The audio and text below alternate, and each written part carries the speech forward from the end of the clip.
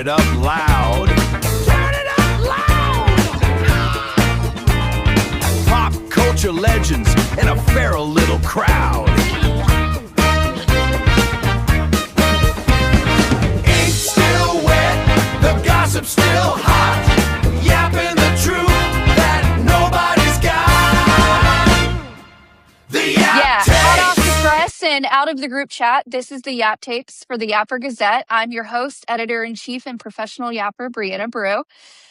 Grab your coffee, silence your notifications, touch your grass later. Let's get into it. This week, we've cornered a pop culture star that you've known for over 30 years. You quote his movies. He is the Aaron Burr guy. Welcome, Mr. Sean Whalen, to the Yapper Gazette.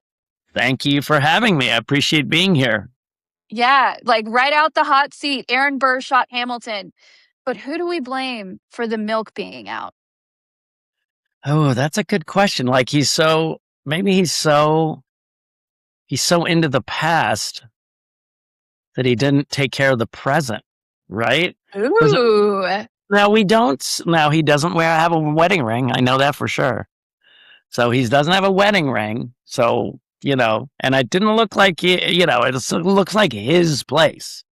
So yeah. I would have to say it's an Oedipus type thing, he to make sure he's surrounded by everything he wanted, but he forgot the one thing that could have the one tidbit. The one thing. Yeah, I blame him. There's no one to blame except him. I don't think he's got he's not in look at that space. He's not living in the basement with his mom. That's for sure. Yeah. He's definitely, but it's so funny. I'm doing keynote speaking starting. And one of the things I say is, what happened to him?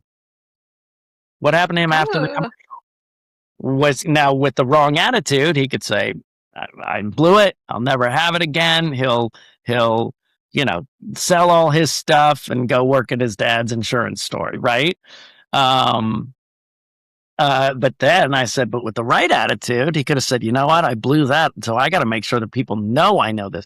He drills down, he gets to know it. He puts out gets social media comes, he gets on that. Lin-Manuel Miranda talks to him because he's the expert. And then he blows up. I said, but it's really about, that's a terrible moment in his life. And how does he respond? Who knows? And I go, if he had a good attitude, he would rise up and conquer the day.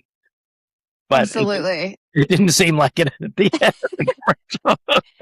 It still holds up as, I think, one of the greatest commercials of that decade. Now, speaking of Hamilton, are you big Hamilton fans now? Oh yeah. Well, it's so weird. I didn't even connect the milk commercial to it. I was like, oh, I love this. And of course I knew Aaron Burr from I didn't think about it, but then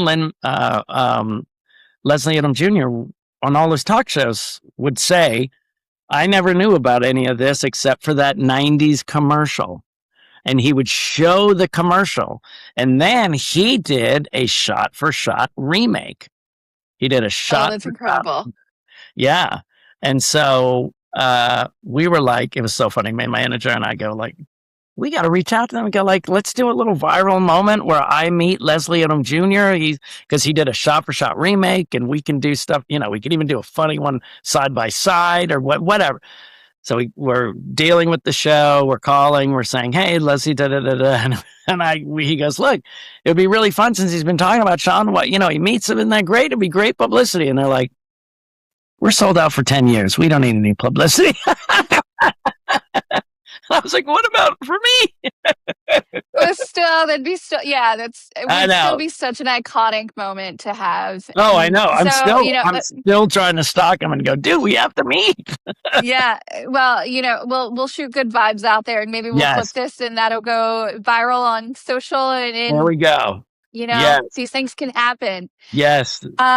We're going to dive into a little bit of your background. So I know there's a little similarity in your story and being the baby and being the entertainer. And I feel there's so much of us who are the youngest ones, because I was the Yeah. youngest of 3 girls. My Right. daughter is the baby and she's the class clown. Like, I feel Yeah. like there's so much of that energy that we as like the youngest ones, where it's like we already know that like the oldest is the first and the middle, and then Yes. they've got their spots. And it's like, you know what? I'm just gonna come in here and just be a complete Yahoo and just make Yes. people laugh.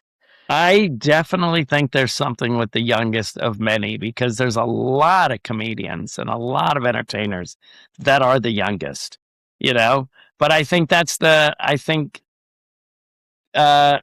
I didn't have everybody's got their roles, right? They've got their roles in the family. And definitely I thought, well, if I can entertain them, I won't have to do chores.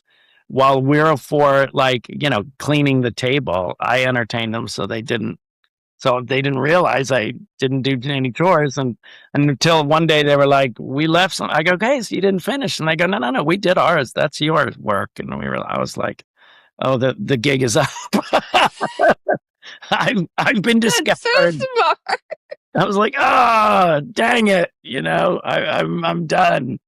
So I started to do it at school and I loved it. And then I did a community theater in 5th grade.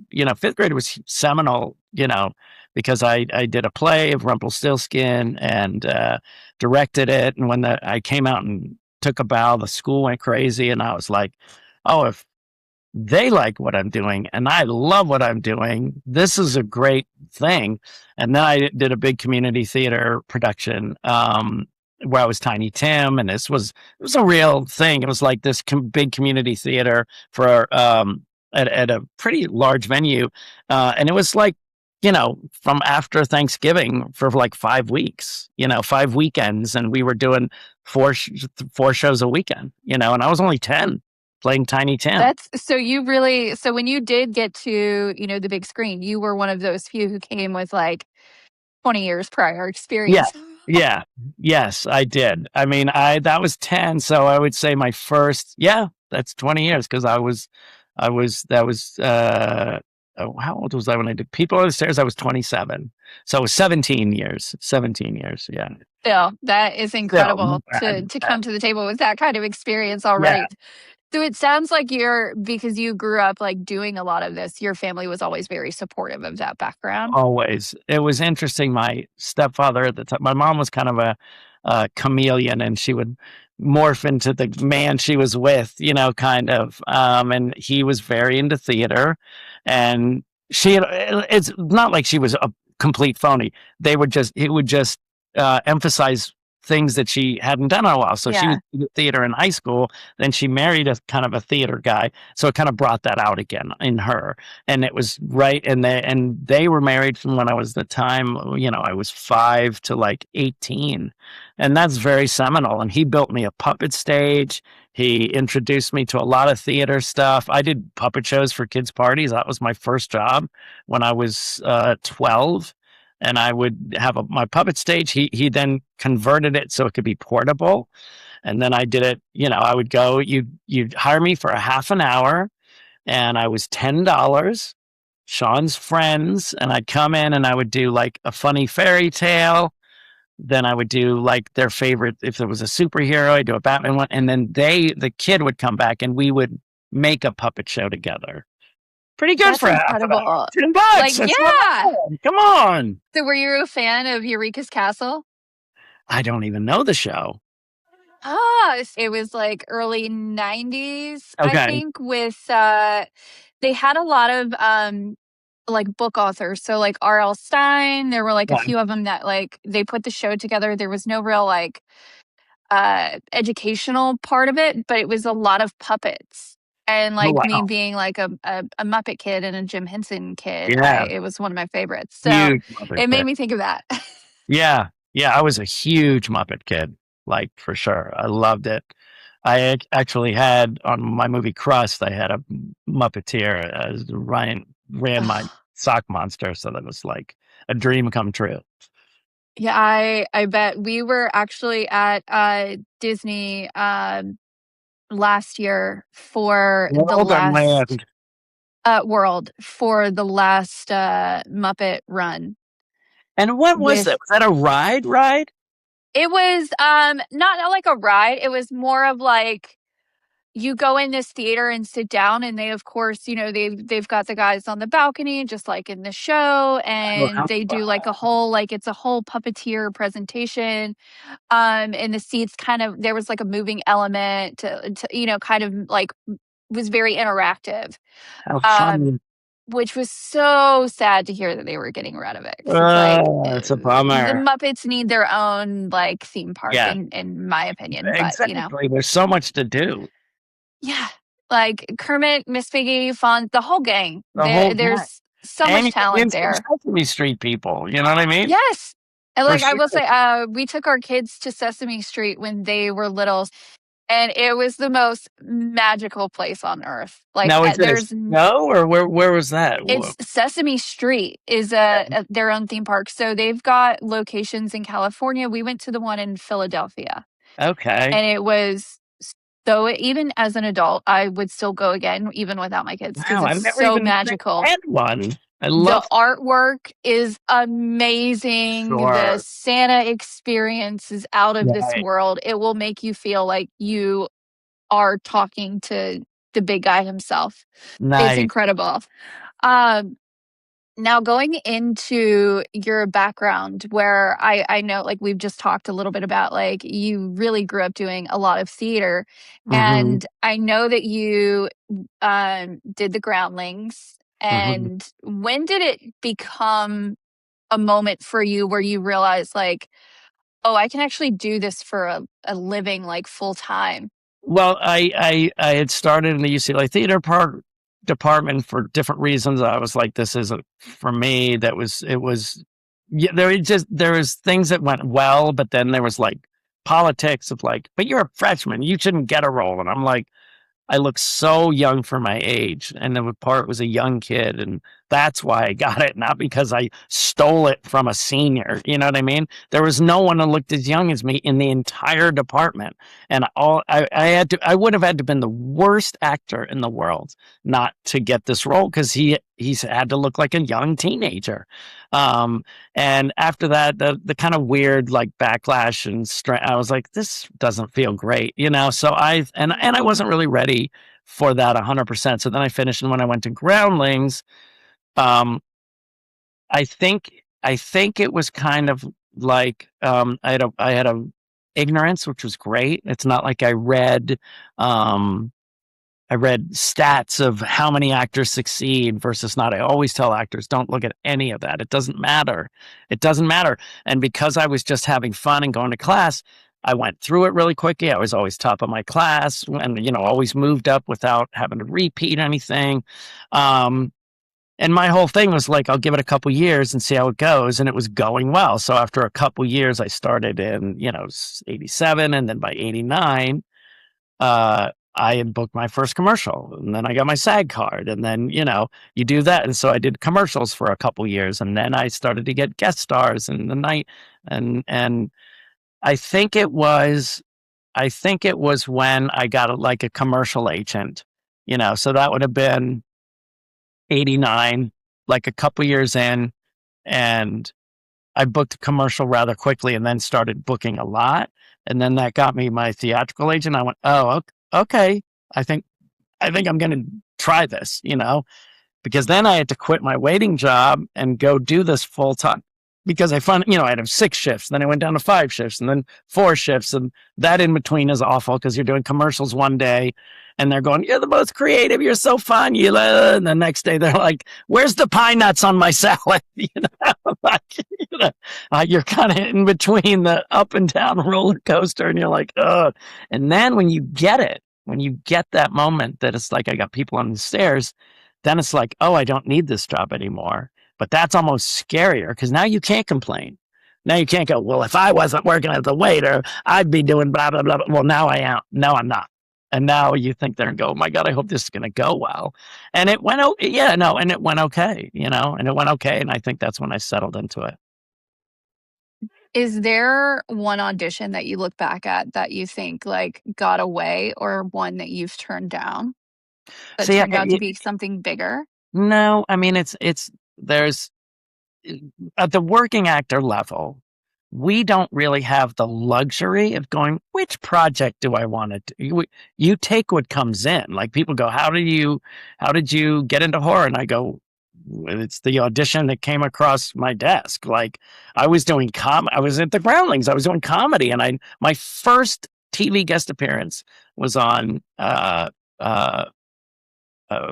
Ferris Bueller's Day Off, the TV series, and all my scenes were with Cloris Leachman, like comedy. And I'm a huge, Young Frankenstein fan, and all the Mel Brooks. I mean, it was, and so I was doing that, and then I did this weird little like drama for Lifetime, and then I did People Under the Stairs. So once I got that, and I had my coach, and I had my kind of team built in, I thought that was great. But so I didn't really have, it's not like one that got away from me. It's just one that disappointed me was, two. One was Galaxy Quest. Okay. I really wanted to it's one of the best scripts I had read. And I would have played the young guy that was enamored with Alan Rickman, the kid who grabbed Thor's hammer. And it's funny, that guy turned out to be Ryan on, I think, the McPoyles, and everybody confuses us. So we were very close. He just had a little more of a youthful quality than I did, but I would know I was very close, and that broke my heart.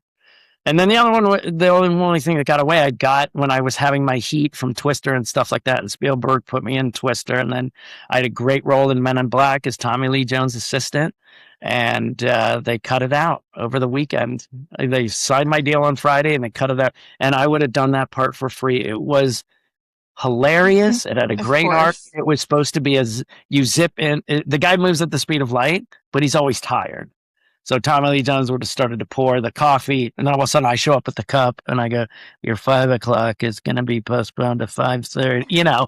And then I would like check in the aliens. They had this whole scene where I'm sitting there just going, until it's really dry, and then I'm there at the end when he's saying, everybody's leaving, and then he goes, "You're leaving?" And I said, "Yeah." And that's the impetus for him to go, "Wait a minute, if these, things are bad, and I need to get out of this." It was such a great part, and it would have changed my career. I mean, it was such a huge movie. Like I had great roles in Never Been Kissed, and great roles in That Thing You Do, but they were Drew Barrymore and Tom Hanks's worst opening effort they've ever had of any of their movies. And it would have been different if we killed at the box office week one, because like Rapping Granny was huge, from Wedding Singer. Because it had a great first weekend, So those movies, I had really good parts. They just didn't pop the way I wanted. And then getting cut from Men in Black was brutal. It was so, I mean, it would have been great, but you can't stop. You got to keep going. And I had great roles after that. I did Charlie's Angels, Never Been Kissed. Like I still had stuff like that, but I knew it was going to be a hit. And I thought, gosh, with Twister then, and then this Men in Black role, I'll be in great shape. And and that didn't happen. It's such a bummer. I feel like that would have been so great. I remember my sister and I sneaking into the theater because we bought tickets for another movie, and we instead snuck into the screening for Men. Oh, how funny. It was great. But so you actually got to shoot your scenes? No. They closed the deal on Friday, meaning I was going to, and then by Monday they had written it out. And then they said, then the accounting said, well, you have to put him in because he's going to make the money. He can't not make the money he got in his deal. So you have to put him in the movie. So they did. But I was like a background kind of thing. And then they had me there. It was the opening scene where Will Smith walks around and is looking around the whole Men in Black. And I'm just one of the moments. And the Twister premiere was happening that night. So I went to Barry Sonnenfeld and I said, can I just leave? Can I just take a folder and walk out just so I can go to my premiere? I want to go to my premiere for Twister. And he let me do that. So at least he let me out so I could go to the premiere of Twister, which I'm glad I did not miss. That would have been a bummer. Yeah. Considering, I mean, the pop culture Yes. The following from some of those movies. Like, I know Yeah. you just mentioned that that thing you do had never been kissed didn't necessarily have like the biggest box office No, but openings, their but staying power is crazy. where they are now is completely different, and it just again goes to show that so many of those movies were so ahead of their time. Yes. Those are two of my favorites. I Oh, have a yeah. funny Twister story, and I'd love to Okay. dive into that. So, like, what is your, before we like pass on and go to those stories, what is your favorite memory from being on set for People Under the Stairs? Um, I mean, we had a lot of laughs, a lot of fun. Um, I remember Wes really protecting me while I was getting emotional before my death scene because I told him what I wanted to do. I said I wanted to be really sad, but I also wanted to be very not show weakness because he needed to go save Alice, and he's like, I love that. Yeah. So he let me, I was next to the little furnace thing, like crying. And I was very fun and energetic on set and saw all the makeup and hair and all these people going, is he okay? And Wes is like, he's working. He's working. Yeah. But I think the funnest was with Brandon Adams one day. They had that we were about to shoot the maze where me and him are just running through the whole thing. And I remember turning a corner and seeing Roach's like room. Do you remember when he runs by, you see like his bed, his little Christmas Yeah. lights. And I was like, oh, I didn't even know they had that. And then we were, I was like a young kid and I wanted to make him feel good. And, I was 27, but I was playing a 16-year-old and I wanted to have fun with him. And so one day we just looked at each other and go, yeah, man, let's run through the thing. And we just ran through the whole maze and it was really fun. Like it was so big. It was so cool. It was such a great, Yeah. such a great fit. And they just followed me with the steady cam, they just, so I think those are my two favorite memories for sure. Those are pretty cool stories. Yeah. Diving into, well, I guess there's one more there because that is like from early on. Like when you got your first big paycheck, what did you splurge on? Well, I did a commercial. That was my first one. And I had been moving, or I've been riding around on a Vespa, and I loved my Vespa, but I was doing boulevards, and I was going to my agency to pick up my check, and I had to go on pretty big boulevards, and I was on La Brea Boulevard and Wilshire Boulevard, two very, very big boulevards, and I remember like hitting some gravel, and I was like, "Oh, I'm done. Like this is it." And I swear, I feel like my grandmother went, "No, you're not done yet," because my grandmother had passed recently, and I thought. And I went, "What?" And I got up and I went there and I got an $1,100 check and I went home and I bought my, you know, crappy used Pinto for like $800, because I was like, I can't ride this Vespa anymore. It's too dangerous. Yeah, Um, like driving through anywhere in LA on two yeah. wheels is dangerous. I mean, look, in California, I believe motorcycles should be illegal. I know so many people who have passed, but the other thing is what's crazy is Vespas are freeway legal, but their wheels are like this, so it makes no sense. Yeah. Oh, You're in Philly now. Is that where you are?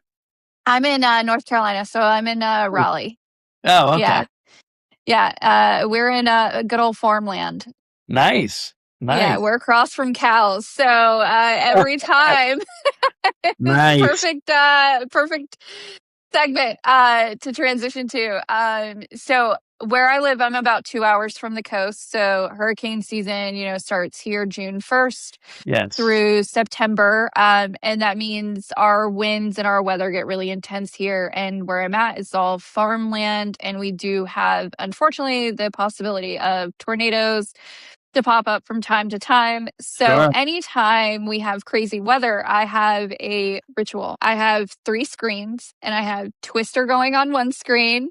I have windy.com open on another screen so I can track the weather and the Okay. wind. And then Windy. I have, it's an amazing website. And then I Nice. have Tornado HQ up so I can watch for any tornado warnings that might be happening. And he's like, why are you going to put on Twister in that moment? I'm like, it's my comfort movie. You wouldn't understand. I Right. can't explain it. Yeah. It's funny how I think the weirdest part was me and Jeremy Davies and Wendell Josepher. She played Haynes, and he was kind of the wimpy guy with the yellow T-shirt. That he was in Saving Private Ryan as well. And we went to the 30th of Twister, and just it's first of all, it's like a religion in the Midwest. Forget about it. Everybody knows Twister. Everybody loves Twister in the Midwest. Like, I'm talking, from beyond California to beyond the East Coast. Like, it is just everybody does what they don't. A lot of people say when storm season starts, they do it on. When a storm is on, they put it on. We had storm chasers from like Quebec. We had one from all over the country. People had flown in from Philadelphia, Pennsylvania. There was no one besides the locals that had driven in less than 6 to 8 hours for the 30th. And then we had a storm chaser from Italy, one from Japan. Like, it was crazy to come to the 30th anniversary of Twister, and you just go, wow, I didn't realize what a legacy this movie has. I mean, that was going to be my question is, did you realize at the time, did anybody have any idea at the time of shooting the impact that movie would have? Well, look, we were set up for success, right? We had Spielberg executive producing. Look, the whole movie was a money grab, 100%, because ILM was bored after doing dinosaurs, and they go, nothing excites us because the dinosaurs was the hardest thing we ever did. What can we do that's great? And then they said, oh, the tornadoes would be great. And then Jan de Bont had just done Speed. So they were like, oh, and Michael Crichton had this idea of storm chasers. Spielberg. So it was like they put all these elements together because there was not a lot in the script when we were there to make it fun. And I credit that to Jeff Nathanson, who wrote Catch Me If You Can, who wrote what's the mall one with Tom Hanks? He gets trapped in the airport one, Terminal. Yeah. Right? He wrote those, but he's the one who came up with all those fun lines that we spit out. Like, I didn't know what fold the maps meant. I had no idea. Because one day in 1995, they come in and they go, Bill greets the team. And they're like, we're thinking we need to introduce you guys. So they walk over and they're like, and Jeff Nathan said, oh, we could do this one about the truck. We could do this one about the roads and how to turn. And there's this one about the maps. And he goes, well, the maps one's kind of funny. Let's do that one. Boom. You guys stand there. You walk there, talk about the maps, come in and blah, blah, blah, blah, blah. Boom. 20 minutes later, I'm done. And I've never thought about it again until I got onto TikTok and I was doing lives. And everybody started saying, fold the maps. And finally I go, what are you talking about? And they're like, dude, that's your line. There's a crease right through Wichita. Like, everybody's saying all this stuff. And I go, I have no idea what you're talking about because it was 15 minutes, 30 years ago or 20 years ago. And I finally went, oh, that's what they're talking about. But those iconic lines all just came on the set. They were just thrown at us. And so he really helped make it about us, and we knew, so of course, we knew it was going to be big, but big movies come and go, you know what I mean? And it's not like, I don't know, I did Batman Returns and there's some love for that now, but then there was going to be more Batman movies. And I thought, there are going to be other bigger movies and it's just a big movie for the moment, But never did I think it would last this long. And then it was its legacy. Families are sending their kids. Like a 6-year-old kid came up to me and went, food. It's his favorite part of the movie. And I'm thinking, kids, they know when it's on. Yeah. Like, it's crazy. And that's what the reason we were so relaxed and I think people related to us was because we didn't think this had anything to do with us. It had to do with the special effects and the adventure and Bill and Helen and Jamie. And so we just thought, Alan Ruck said to me, he's like, dude, we're just a couple guys in a truck because all we're supposed to do is look and point and that we're the Goonies, but it's all about the special effects.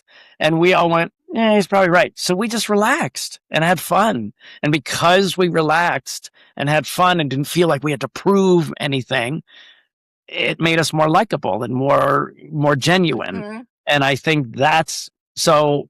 What I think is amazing is knowing it was like a big special effects thing and everything like that.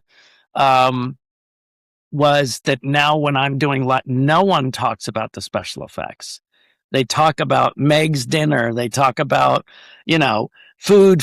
They talk about fold the maps. They talk about you guys were great. And, any Twister person that's ever in any of my comments or in my pictures or anything, everybody knows each character's quotes. Like Wendell Josepher with the hat. They're like, what, I forget her quote, but Jeremy David, like they all know our quotes. They all know our quotes. Like And I send when the weather gets crazy here, me and my neighbor will text each other because I told you we live in farmland. So we're always like, we got cows. yeah, Every single time. every single time, like every single time. It was, and so it was just really neat to see, and then I got amazing stories of, me and my mom watched it every Thanksgiving and she would be so happy that I'm meeting you. And I was like, oh, where is she? And she goes, she passed last year. And, like lovely stories of bonding as a family movie, because it really is, it's not a Pixar cartoon movie, but it's a family movie. It's not too scary for kids, Yeah. and it's very adventurous and we're goofy and, so the it graphics really, were incredible also. considering, right? And they hold up. It all holds up. I didn't see that much of a difference part in of it. Yeah, and I think I didn't see that. I mean, yes, obviously technology is better, but it wasn't like light years ahead of ours. Twisters, they just had more. But it certainly it wasn't like I went, wow, theirs look incredible and ours look ridiculous. Like to me, the first Avatar and the latest Avatar, the technology between the first and this latest completely one, different. Insanity. Like it was insane. Me and my daughter, who's of age, we had a couple adult gummies and we were like, what is happening? We were like, this is nuts, dude. The opening shot of these two dudes going whoosh, whoosh, like flying through, and me and her like, oh, we're just laughing our heads off going, this is crazy. This is crazy. Because so technology was nuts. Yeah. Hey, I think Avatar on adult gummies. You're welcome, everybody. There's so much you could experience on adult gummies. I'm telling you, book tickets for Christmas to Sesame Place. Yes. California, where is it? Okay. San Diego. There is nothing more magical than being at that place. I'm telling you, it beats Disney, and I've been at Disneyland. Yeah, you know what? That'd be like we would both love it. It's so fun. Yeah, I'm gonna look that up because that sounds really fun. I'm telling you, we cried when for the Santa experience. Like we had adult gummies. And don't go to Sesame Place? Yes, of course. I love both of you. That's so awesome. Hey. Right. The other one we had an amazing time is we did the same with both my daughters. We had adult gummies at Dora the Explorer, the movie. Yes. And we're watching it. And you're going to be so disappointed for me. I walked out to go get a snack and I come back and they are up there. It was not full, so we weren't being obnoxious to like a ton of kids or anything like that. But they were like, oh my God. And I go, what? And I look and it had turned into the cartoon. And I was like, oh my God. When they're like tripping out and it turns into the cartoon, we were like, oh, this is incredible. Like it was so great. So great. So we're very like, I mean, that's why we essentially lived in California for 10 years. I used to think like, when I was younger, it was like, you got to get away from your family. You got to go live somewhere else. My daughter went to Massachusetts for 5 years. I was so happy she's back here, but I'm so glad she got to live somewhere else. And now my daughters live near me and I'm probably going to be living by coastal. I'm going to be go back to Baltimore so I can buy a place. I can't buy a place out here. It's hard to buy, right? Like it's like $1 million for like the worst of the worst. Right. And so, but now they're around and I go, oh, now I get the European thing. Because just the other day, my daughter goes, oh, I missed you. And I was like, are you on an adult gummy? She goes, yes. She goes, it's been like a month. And I go, dude, it's been 2 weeks. I saw you like 10 days ago. But I was like, we're going to go to breakfast because you want to see me. And it's great. But I fostered both of her cats. Me and my wife foster kittens. So she wanted kittens. We got to foster both of her kittens. We still get to see our grand kittens all the time. Like, it's so much fun. And I go, God, I see why people live close to their family because my siblings have never really lived close. And that's one of the reasons I'm going back to Baltimore is because my brother and sister are close by and I want to be there. So, Yeah, well, that's good. We'll have to meet up on the East Coast and maybe do an yes, interview at maybe Sesame Street there in we Philly. go. Or, Yes, we've got in Philly. some incredible theme parks here discovered through Google. I think a BuzzFeed article or something where it's a place in which sounds made up, but it's very real. It's called Santa Claus, Indiana. Okay. And there is this theme park there called Holiday World, where it is split up by 4 different themes in the park. So they have Thanksgiving Land, they have Christmas Land, they have Halloween Town, they have like a back corner that like puts everything else together. Right. Like So it's 4th of like, July and other things yeah, 4th of together. July and Easter and stuff. Right. And there's more theme parks to put on your bucket list. Oh, Well, I know you said you went to the Midwest for the 30th anniversary. Have you ever gone to any of the other like annual conventions that they put on well, out there? we do horror. I do a lot of horror conventions for people under the stairs, and it's me and Brandon Adams, which is so fun, and Jan Birch, who was the main stairmaster that pops out at the end and grabs her, and the main guy, and then sometimes Kelly Jo Minter will come with us, but us 3 guys have been in all over the United States. We went to Liverpool together, like we just have the best time together, us 3. It's so much fun. Like yeah, I just love traveling with these guys. We have so much fun, but the problem is like this year's the third. I mean, I have 2 huge anniversaries this year. It's the 35th anniversary of People Under the Stairs and the 30th anniversary of Twister. So I didn't realize I did them 5 years apart and they're this year.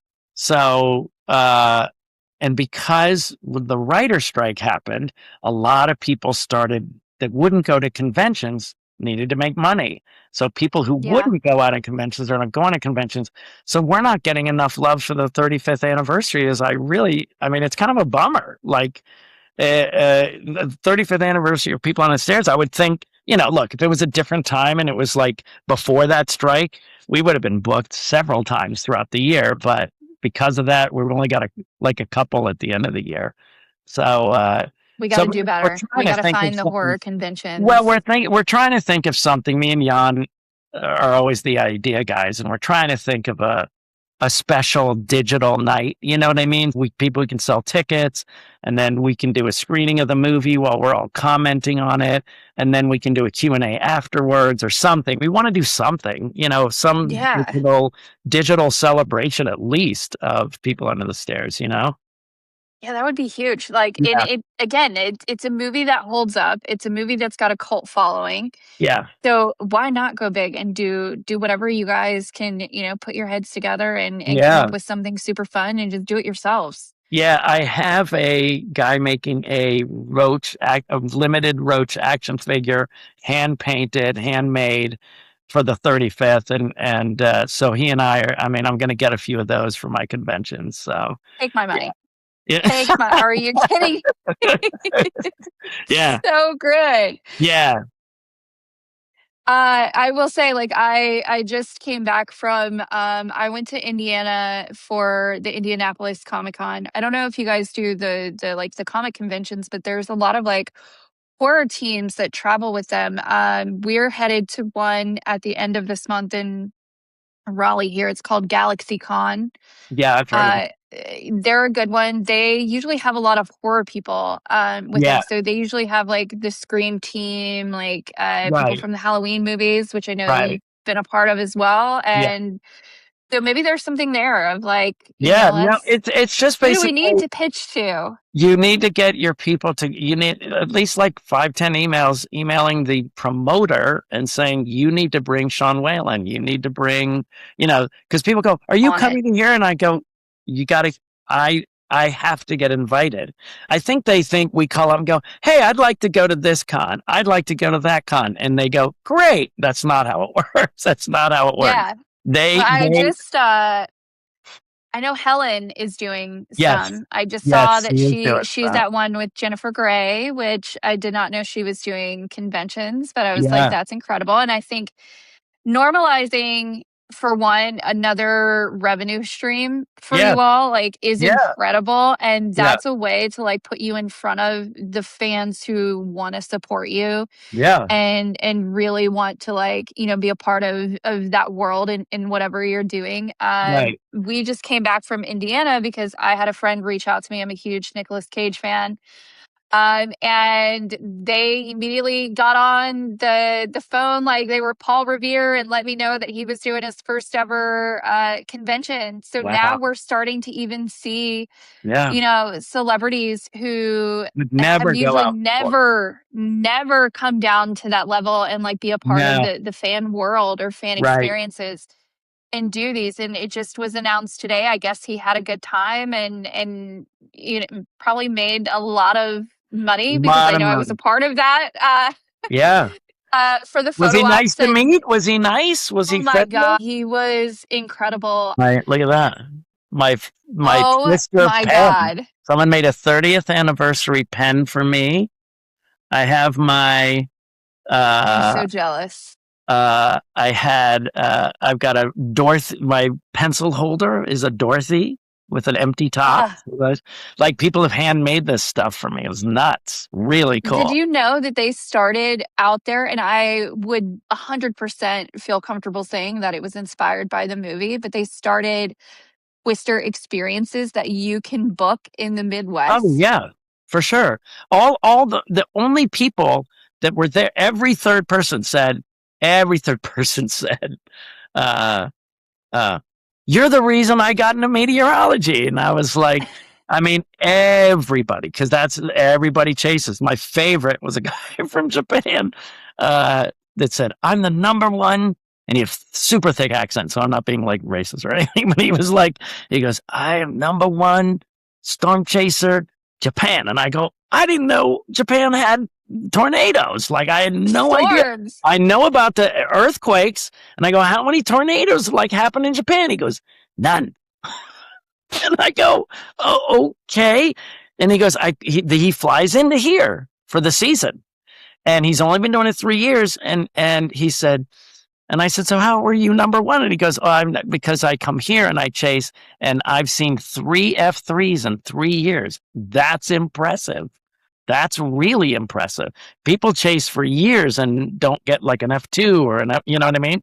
3 F3s. And I was like, you are, sir, the number one Japanese Yeah. chaser. I defer to you, my friend. Like I was like, Now, have good you for ever you, seen man. a tornado? No, the only thing we saw was, because when you're in Oklahoma during storms, there's just a square in the corner with the radar showing storms. It's all the time. And you're sitting there, and it's just in the corner of your TV. And I saw one coming towards Ponca City, and they were like, we don't know if it's going to drop or whatever. And we all just walked outside. It was a day off, and I walked up, and I was just looking, and it came above, and it was like right above us, and it went.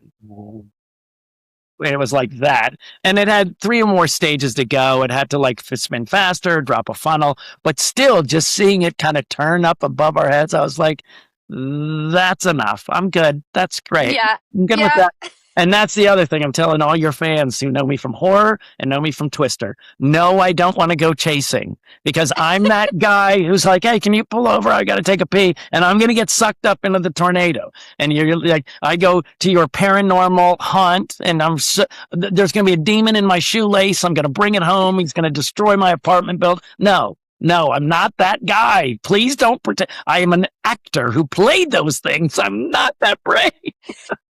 So yeah, I looked them up and I was like, this is pretty, like, how do you book a experience? And it was like, Yeah. well, you just got to pay to book and then you got to be close enough when it happens to be ready to go. And I'm like, no, thanks. Again, like Yeah. that's my take on that is like, no, thanks. I'm good. But I'm invited probably 3 to 4 times a week to go skate with people. It's like, no, thanks. Like, I'm not that guy. I don't doubt it for anything at Yeah. all. What's your favorite memory from the Twister set?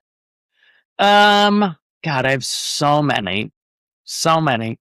But I think the one I've been thinking about lately is because I finally got a picture of the food with me and Phil. And Phil, it was like me, Phil Hoffman, Jeremy Davies, and Joey Slotnick would all hang out together.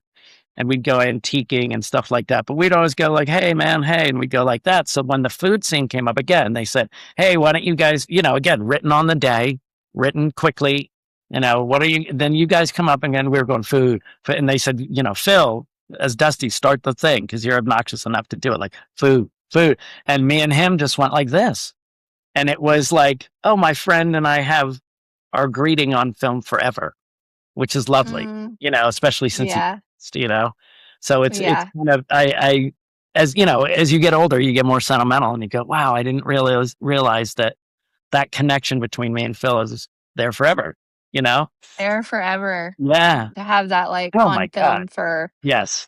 for generations to come, I'm sure is a special moment. Yes. And now for anybody listening, like you understand you get to watch that movie for a completely different reason now and look for that moment. Yeah.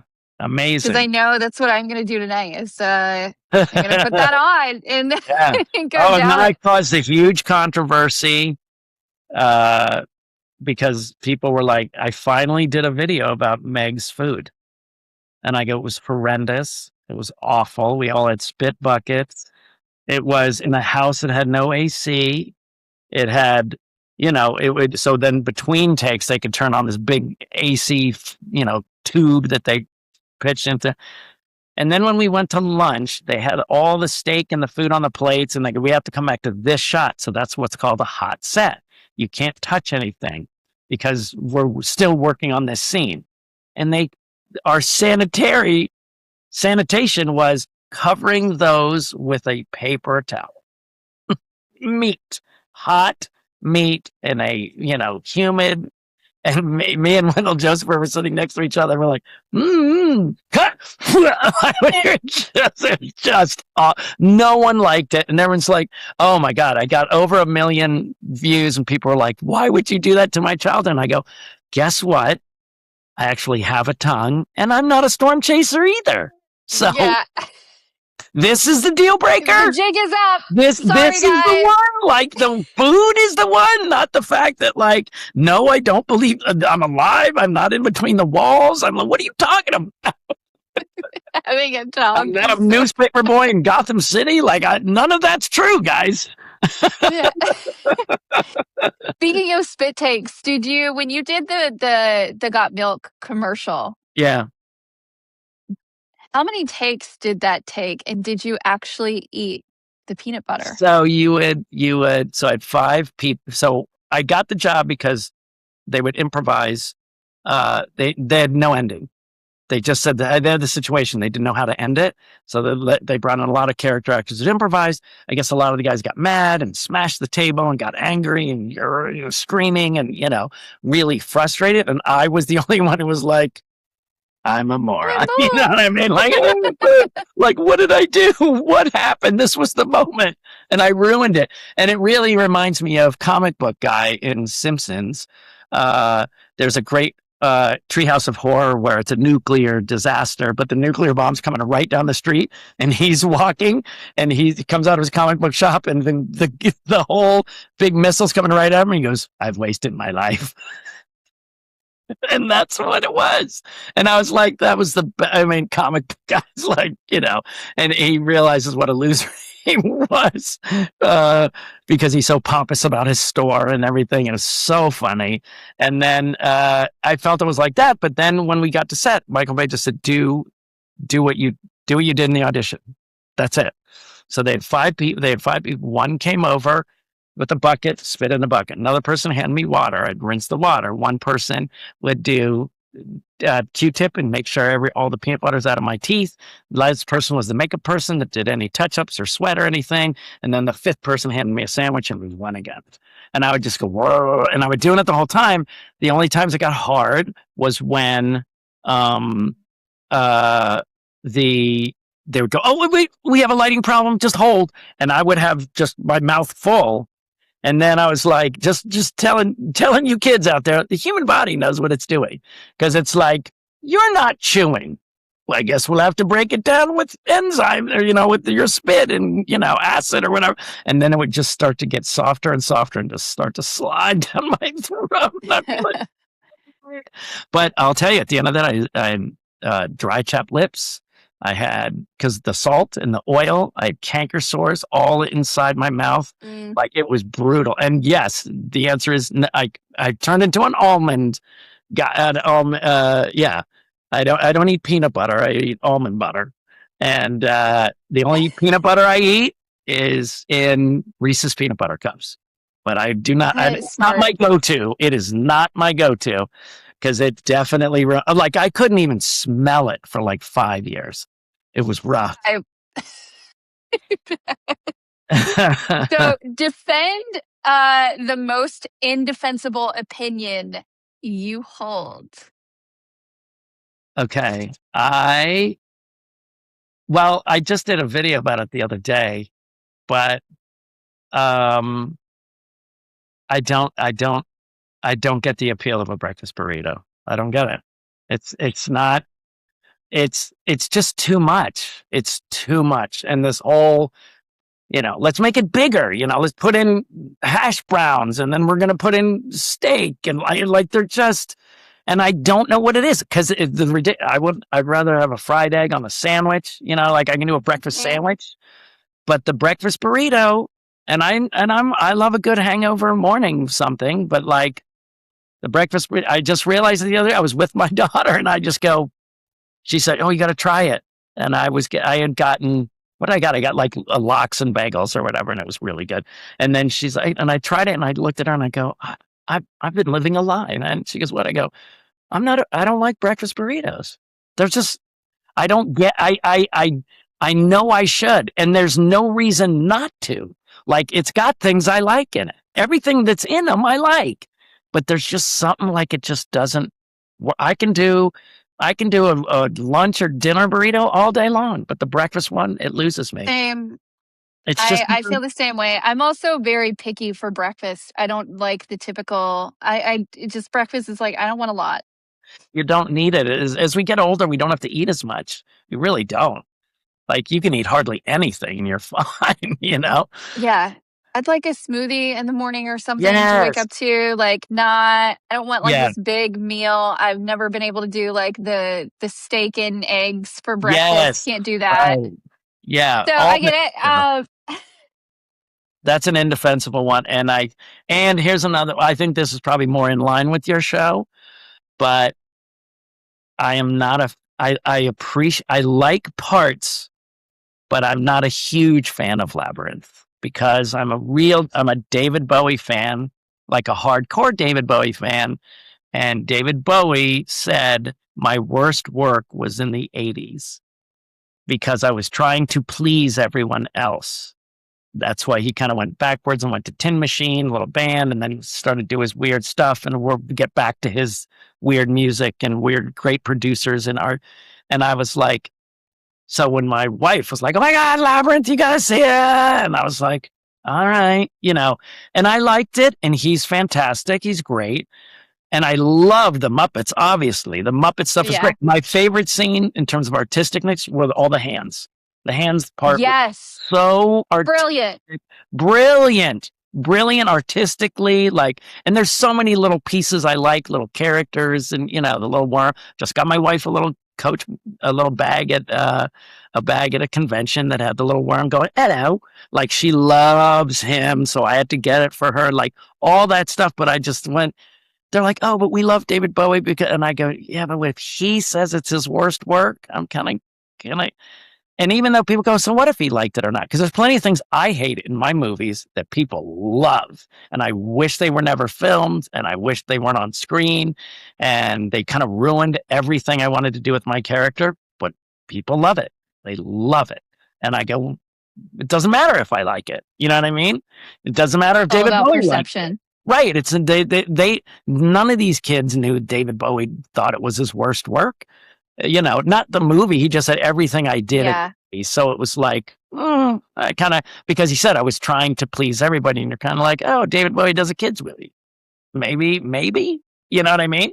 So I don't know. He's great in it. I can't, you know, but that's a very unpopular opinion. People get mad at me for that. Well, here's a different one. If you could go back and be recast as the villain in every movie that you've ever done, Oh my God. what movie are you going to start with? Oh, I would be Daddy and People Under the Stairs. You know, of course. Absolutely. And by the way, when they're remaking it, don't think I'm going to make a pitch to my agents and go, I want to try out. But, okay, you're a horror fan, right? So I'm going to ask you. You read Sean Whalen is going to play Daddy X Roach, right? You go see it. Are you thinking, oh, that's Roach as Daddy? Or are you thinking, ooh, that's, you know what I mean? Because it could be distracting. As a producer now, I could see that people would love it for a certain reason because they'd get, you know, it'd be full circle. Or they might go, I could see a producer going, dude, I don't want to I want Daddy to be Daddy and not Sean Whalen of Roach from the first one. You know what I mean? Like they just want to keep it clear. And I know, but there's so much there because it's like, we saw you die, but like, what if you didn't? You know, what if you took over the story? What if the what ifs? So, and I do think that holds like a sentimental value for the viewer of getting to see you evolve as the different character in that same universe and getting that full circle. Like, that would be an iconic moment. And I think the quirky, the fun, like the who you are, like getting to see you as that now would be amazing. See, because I could say, wow, that would be a draw for ticket buyers. But I could also, I understand the other side. Just because I went through it with the milk commercial, my commercial career was done because they said, I can't have Sean trying to sell a Chevy truck and everybody going, oh, it's the milk guy selling a Chevy truck. Here's what they want you to think about. The Chevy truck, not the milk guy. And then now all of a sudden you've got two brands in your brain. And you don't want two brands in your brain. You just want the Chevy truck. And they couldn't see me outside of the milk guy. So that's what I'm saying. I understand the distraction if it would distract, but that's a artistic call. Like Jordan Peele's There's so much more value that adds, though. I think being able to tie it. So, you know, my hope is that happens. Yes. You know, it's 2026. The phone rings. You've got a mouthful of peanut butter. Right. Do you get the money this time? Oh, yeah. I learned how to spit. I learned how to, I would just, no. Yeah. I would make that money. I would make that money. Thank you. I want to talk about keep going. my movie. I just want to do my movies that I'm directing now. Have you like crossed? Yes, I was going to ask.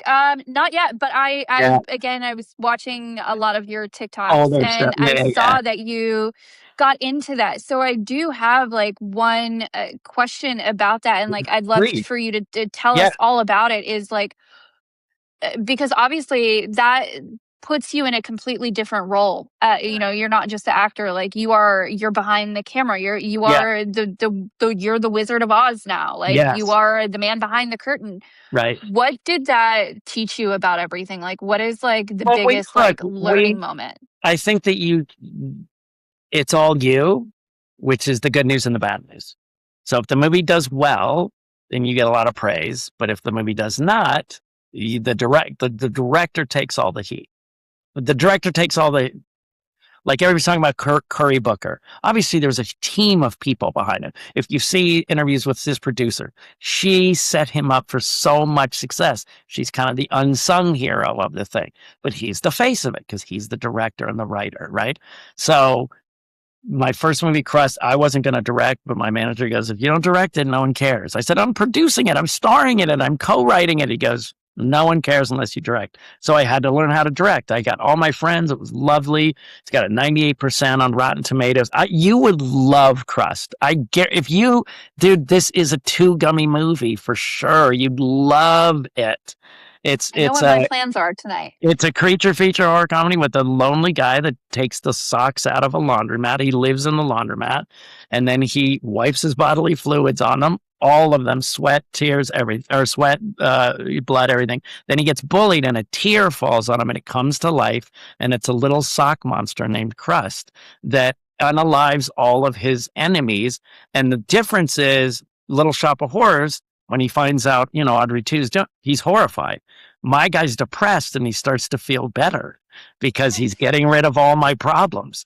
And it's a love story as well. Rebecca Kennedy, who is my business partner, she played my love interest. And we just had such a great time on that.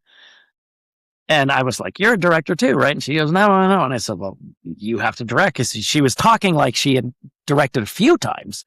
And I go, you're directing in your head. You're just not doing it in real life. So I forced her to do a short film that me and another actor from Crust wrote. It did very well. She directed it. And then we just decided, she did another short that she was producing, and it was a tiny movie, not much money a day, and she got over 1,000 submissions for a short film. And you go, dude, the competition, and now casting people can look at 1,000 people. We used to go in with 40, and they choose from 40 guys that they saw in their office from 10 to 5. Now they can see hundreds. And I did it for my next movie.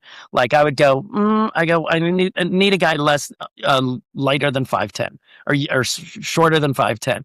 400 guys disappear. Do you know what I mean? Like, it's just, and you don't even watch the audition. You go, does he look like, he looks right? Let's look at him. You know what I mean? It's tough, and so we just wanted more artistic control. And then my second movie, Crust, did well. It just didn't get the best of distribution, which is actually going to change, but it's got a 98% on Rotten Tomatoes audience score. It's going steady, meaning it doesn't drop. It just means it's like, that's cult, because I made it as a cult movie. It's in black and white. I got a dance number in it. I got a real Muppeteer doing the sock monster. Like, everyone just goes, dude, this is your love letter to movies. And and I never knew why I did it in black and white until like a year later. I go, oh, because the Twilight Zone. I love the Twilight Zone. That's my show. That was, Rod Serling was my favorite. I love writing the Twilight Zone, Night Gallery. He wrote the first Planet of the Apes. Rod Serling wrote the first Planet of the Apes. And if you think of Planet of the Apes, you go, it's a Twilight Zone episode. It is, right? It is. It's got the button at the end. It's got the, you know what I mean? The dissection of whatever the social commentary is. The whole middle of that movie is a trial between the orangutans and talking about why humans don't know how to run the world. You know what I mean? Like, it's so Twilight Zone. And so then we decided to get a production company together. So we did our short film, and then we did I know this will pop at some point because verticals and everything, but it's a comedy web series. I'll give you the website. It's Psyche, Psyche, on sunset.com. And it's about the hottest restaurant in LA where all the waiters are trained therapists, but worse than their service is their therapy. So they gaslight people. Like, it's like they come up to a table and the guy's like, hey, I'm going to have a martini and my wife will have the same. And he goes, oh, so you don't think she can order for herself? And he goes, I always do that. And he goes, oh, so you're always controlling her and she has no voice in the marriage. And then the guy's like, she likes it. And he goes, oh, instead of you telling her what she likes, how about she tells us what she likes? I mean, the guy's like, I'm just trying to order it. So good. Dude, you will love this series. We have 4 episodes. It's on our website. But I feel like when the verticals start moving into more diverse kind of things, like not just these crazy romance things and stuff like that. But Issa Rae had a comic one that she did and it's successful. So I think it's going to happen. But like, I'm just going, oh, that's that's waiting in the wings because it's such a great premise. And it's not mine, it's my friend's premise that I saw him do. And I did it with him I saw him do it as a skit. I did his short film where I starred in it. We did it as a play where the restaurant, we were the waiters in the restaurant. So you come in and we'd be taking your drink orders and then the play would start, you know? It's so good. And it was really fun. It was a farce where like people are running around crazy at the end and stuff like that. And then we did it as this web series short. There's like an over sexualized woman trying to give marriage advice, and all she wants to do is talk about who she banged in the 70s. And you know what I mean? Like she's like, oh, maybe to spice up your marriage, you should go on a Mile High Club. She goes, not that I want to tell a story, but I became the general of the KISS Army when I took a flight with those men. And they're like, is it true what he said about her tongue? And she's like, absolutely. So it's really fun. And then a marriage therapist counselor goes up who just broke up with a boyfriend. So she's super bitter and she's waiting on prom kids. They just want to have a fun prom. And she's just gaslighting the guy because, it's really fun. It's really, really fun. And then we did our first movie, Swipe, which I'm very proud of. But it's about a sister, Rebecca Kennedy, who goes to save her brother from this farm of a mother and her 3 mute daughters who catfish men and torture them until they're bored and then they kill them. So that sounds amazing. Yeah, and you can look up that trailer too. If you look up Sean Whalen Swipe, you'll see a Fangoria article and you could see the rough trailer, but it's got Elaine Hendricks from, Parent Trap, who's the mother. We have a 6'5" Amazing. 6'5". So the 3 sisters are a 6'5" mute daughter who carries a sickle and just grunts. There's a Cenobite looking girl who wears a bald cap and she's super pale and she just whistles as she's coming at you with a little knife thing. And then Hana May Lee from Pitch Perfect. Of her, yes. She wears a blue tuxedo and she only has a wind chimes. That's how you know she's coming. You just hear like bling, bling, bling, and she kills everyone with a bladed dildo. So I love that for her so much. Oh, she said to me, she goes, make me your next Freddy Krueger. And when I found the script, she goes, I'm ready. Because, and then I will argue. And my big argument is name sadistic, odd looking women murderers. We have Freddy, we have Jason, we have, Michael Myers. We have Art the Clown. And people go, what about Carrie? And I go, Carrie had a bad night. Next. And they're like, what about Jackie's body? I go, she's gorgeous and a demon.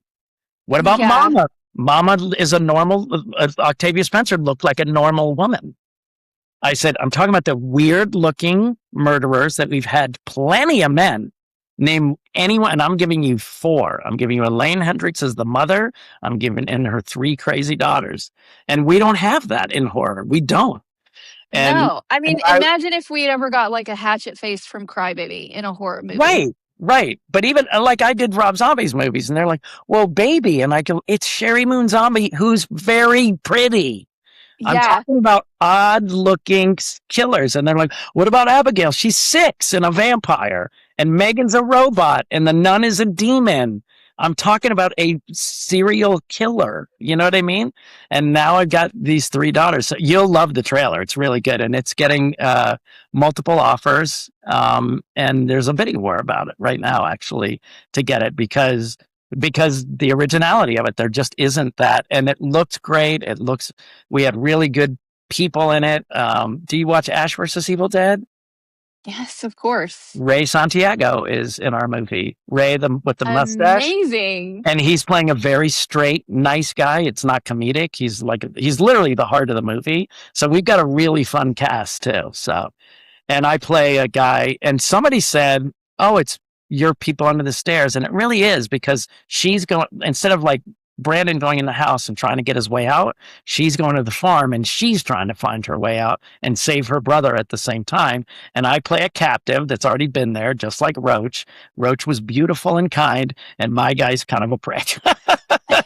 So it comes full circle a little bit, but it really is my because I would say, let's call it an adventure horror. And someone goes, you did an adventure horror. And I go, did I? And he goes, yeah, that I would consider People Under the Stairs an adventure horror because there's a mission. you know? Yeah, absolutely. So it's very much like that. It's a mission for her to get to her brother. So the girl is saving the men from the crazy women. Amazing. I Yeah. can't wait. So Yeah. when are you expecting for this to release? First quarter of either January, February, or March of next year. So Okay. very excited. Very excited. And then we're starting my third film, which again is, I love this premise. It's about what would you do if you had I think that's because I started in weird movies like People Under the Stairs and always had weird characters. I wrote those kind of weird characters at the Groundlings. You can expect that you're going to get something odd from Sean Whalen. And this one is about what would you do if your favorite person in the world passed away, they donated their organ, the organ donor wanted to meet you, and they're a psychopath. And that's Hana May Lee playing the psychopath woman who tries to seduce. She's seducing the fiance and the best friend. And then and then they finally decide we have to take it back. We got to get that heart back. She doesn't deserve it. So it's called Gimme. I can't wait. Yeah, but and then my next film is going to be, I play a crappy lounge singer called Johnny Taco, who travels on music, and he's trying to find and he kills people with his crappy lounge singing. So the movie opens with like a DJ. So the opposite of that thing you do. Yeah. So it's like a DJ listening, and all of a sudden you hear his murder cue is kind of like, who wants a song? Hey, I got a song for you. And the DJ's like, what? And he hears, hey, I got a song for you. It's like, DJ spinning around, DJ. What is that sound? That's it. And he's like, ah. And Johnny thinks they just don't have a good ear.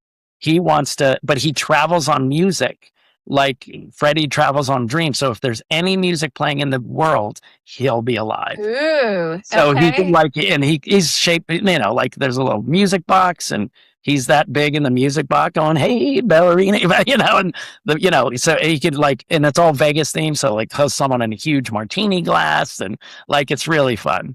It's really fun. When's that one coming out? That hasn't been shot yet. We're still writing, okay. But I'm going to shoot that 2027. But yeah, you got to watch Crust tonight. I really want to hear what you think. So for the people watching when this comes out, where can we find Crust? So Crust is out now. It's on Tubi, Fandango, Apple, and Amazon. Physical media is on Amazon. You can buy physical media, or that's the place you can buy. Well, you can look for DVDs. They're sold for physical media. And then Swipe will be out next year, but we don't have the details yet because we're still getting the bidding figured out. And hopefully I'm pretty sure that's going to be a theatrical. So, but right now Crust is everywhere. And the main thing is, look, people said, what can we do to help independent horror? And I said, vote with your dollars. You can watch it on Tubi. That's great. But if you can spend $3, that's helpful, because then I can, because I have a 2 and 3, and then what's nice is now that it's been out for a little bit, people are going, when's Crust 2? We have to know what happens, because I can leave it on kind of a cliffhanger. So it's pretty fun. Good to know. I'll let you know after I watch it. So where else can people find you at right now on social media? Social media is really fun for me right now. I'm on TikTok at Sean Whalen Actor, at Sean Whalen Actor on Instagram, at Sean Whalen Actor on Facebook, and even Threads, But yeah, it's all at Sean Whalen Actor, and you can find me there. Loose Cannon Co. Loose Cannon Co. Loose Cannon Co. Loose Cannon Co.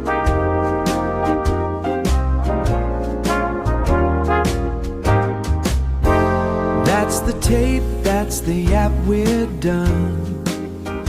Thanks for hanging where the gossip spun. Touch some grass, it's free, they say. We'll be yapping again some other day. All yaps reserved.